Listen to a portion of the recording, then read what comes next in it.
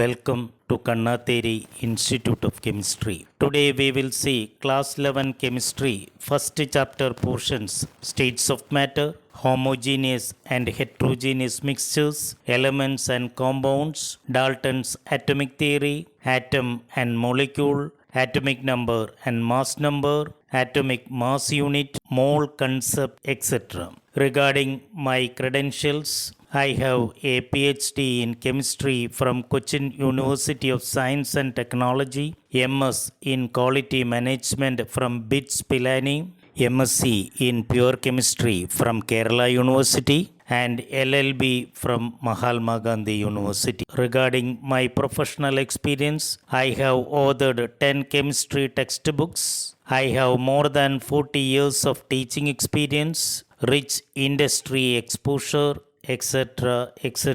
as given here. And coming to our topic, as we know, matter can exist in three forms: solid, liquid and gas. Solid, as you know, is very rigid, have fixed shape, fixed volume and is also non-compressible. Coming to the liquid state, you can see that it is not rigid, it has no fixed shape, but it possesses fixed volume and is also non-compressible. Again, coming to gaseous state, we can see that it is not rigid, it has no fixed shape nor volume and is highly compressible. Why these states differ so? You can easily understand it by seeing its particle arrangement. We can see that in the case of solid, the particles are closely packed. In the case of liquids, the particles are loosely packed, and in the case of gases, they are widely packed. That is why they become very much compressible. Again, matter can be classified into two groups: mixtures, which contain particles of two or more pure substances, and pure substances itself. Mixtures are of two types: homogeneous mixtures characterized by uniform distribution of particles and of uniform composition. We have several examples for it: air, kerosene, milk, alloys, etc. are examples of homogeneous mixtures. Heterogeneous mixtures are characterized by random distribution of particles and non-uniform composition. We have several examples for heterogeneous mixtures: iron and sulfur, muddy water, salt and sugar mixture, etc. are all examples of heterogeneous mixtures. In the case of pure substances, we can see only one type of particles and they always possess fixed composition. Examples to quote are copper, silver, gold, water, etc. Pure substances can again be further classified into two, namely elements, which contain only one type of atoms, and compounds, which are formed by the combination of two or more atoms in a definite ratio. For example, copper, silver, gold, etc.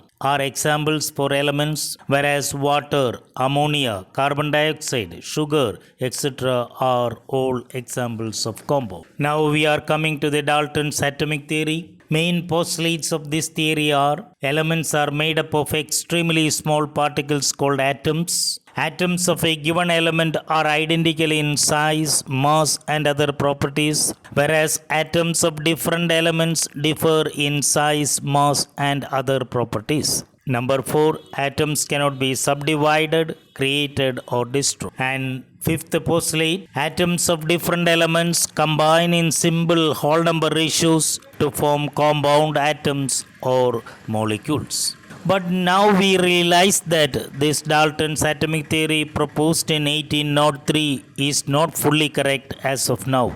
Now we know that atoms are divisible and they are composed of subatomic particles like electrons, protons and neutrons. Also, discovery of isotopes prove that atoms of the same element may not be similar in all respects. Also, discovery of isobars prove that atoms of different elements may possess the same mass. Again, atoms are no longer considered to be indestructible, since in nuclear reactions, a small fraction of matter is always converted into energy in accordance with the Einstein's equation E is equal to mc squared. Now we will see what is the difference between an atom and a molecule. Remember, an atom is the smallest particle of a substance that can take part in a chemical reaction. On the other hand, A molecule represents the smallest particle of a substance that can exist freely or independently. The picture shows an oxygen molecule which is diatomic, that is, a molecule which contains two atoms. Number of atoms in a molecule is called its atomicity. Atomic number is conventionally denoted by the symbol Z, and it indicates the number of protons present in the nucleus of an atom, which is also equal to the number of electrons in an uncharged atom. The mass number represents the combined number of protons and neutrons in the nucleus, and it is symbolized by the letter capital A. Elements are represented by a chemical symbol with atomic number at the left bottom and mass number at the left top. For example, carbon is represented by the symbol C as shown, where 6 at the left bottom represents its atomic number and 12 at the left top represents its mass number. Since the absolute mass of an atom is very small, for convenience, we use a system of relative atomic masses. The atomic mass unit, or AMU, or more correctly Unified Atomic Mass Unit U, according to IUPAC, can be defined as 1 by 12th mass of a carbon-12 atom in its ground state. Thus, 1 AMU or 1 U stands for 1.6605402 into 10 raised to minus 27 kilogram.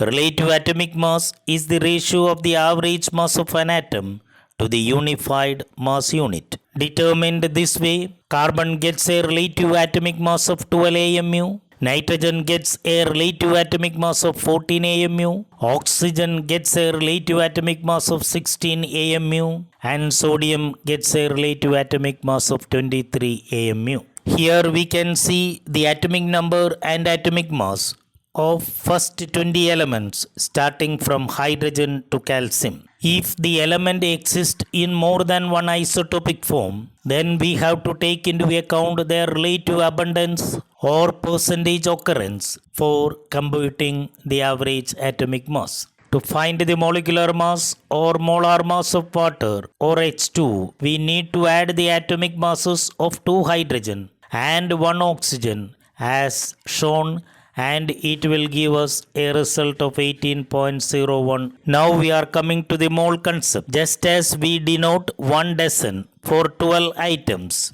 we can use the term mole for counting entities at the microscopic level like atoms and molecules. Mole is that amount of the substance which contains Avogadro number of particles, that is 6.022 into 10 raised to 23 particles. 1 gram atom or atomic mass expressed in grams will contain Avogadro number or 6.02 into 10 raised to 23 atoms. Thus, it can be seen that 1 gram of hydrogen contains 6.02 into 10 raised to 23 atoms. 12 gram of carbon contains 6.02 into 10 raised to 23 atoms. 16 gram of oxygen contains 6.02 into 10 raised to 23 atoms. Similarly, 1 gram molecule or molecular mass expressed in grams contain Avogadro number or 6.02 into 10 raised to 23 molecule. Thus, it can be seen that 18 gram of water, its molecular mass,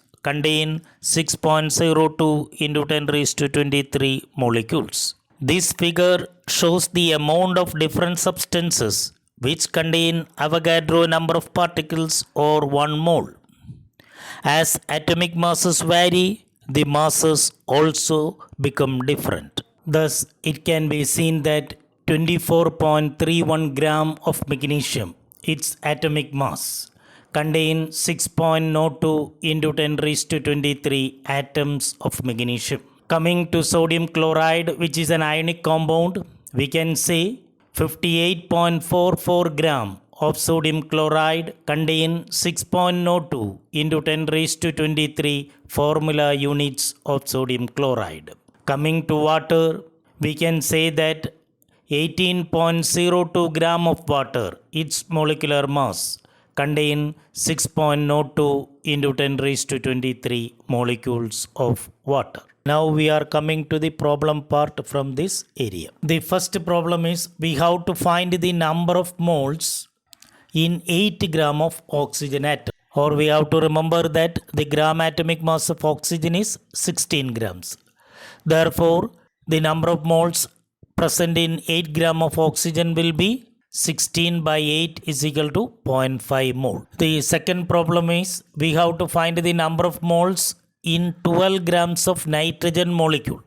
Here you see the difference. Earlier it was 8 grams of oxygen atoms. So you have to consider the atomic weight in that case. Here it is given as 12 gram of nitrogen molecules. So we have to consider the molecular case here. We have to remember that 1 mole of nitrogen, 1 molecule of nitrogen contains 2 atoms of nitrogen. So its molecular mass or molar mass will be 14 plus 14, that is 28 grams. Therefore, the number of moles in 12 gram of nitrogen will be 1 mole is 28 gram. So 12 gram of nitrogen will be how much mole? 12 by 28 is equal to 0.429 moles. The third problem given is we have to find the number of moles in 36 grams of water. We have to remember that the molar mass of water is 18 gram. The number of moles in 36 gram of water is equal to 36 divided by 18 is equal to 2 moles. In the next problem, we are asked to calculate the mass of an atom of copper. We know that the atomic mass of copper is 63.54 gram. The number of atoms in 1 mole is equal to 6.02 into 10 raised to 23. Therefore, mass of 1 atom of copper is equal to 63.54 divided by 6.02 into 10 raised to 23. That will give you the result 1.056 into 10 raised to minus 22 gram. Now we will come to the concept of molar volume. The volume occupied by 1 mole of a gaseous substance is called its molar volume. Remember, 1 mole of all gases occupy 22.4 liters at STP. STP means standard temperature and pressure, that is 273 Kelvin and 1 atmosphere pressure. Now we will see the problems from this area. The first problem given is find the number of moles in 11.2 liters of hydrogen at STP. Mole of all gases occupy 22.4 liters at STP.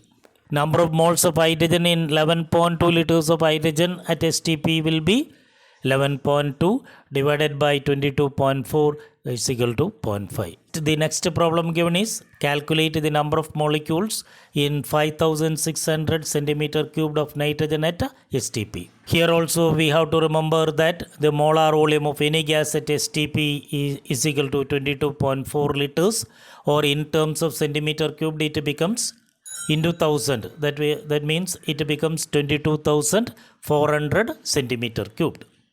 Therefore, number of moles in 5600 centimeter cubed of nitrogen at STP is equal to 5600 divided by 22,400 is equal to 0.25 mole. We know that 1 mole contains 6.02 into 10 raised to 23 molecules.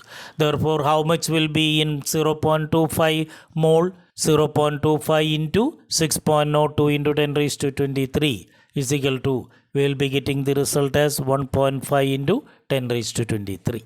The next problem is 1050 centimeter cubed of a gas at STP weighs 3 gram.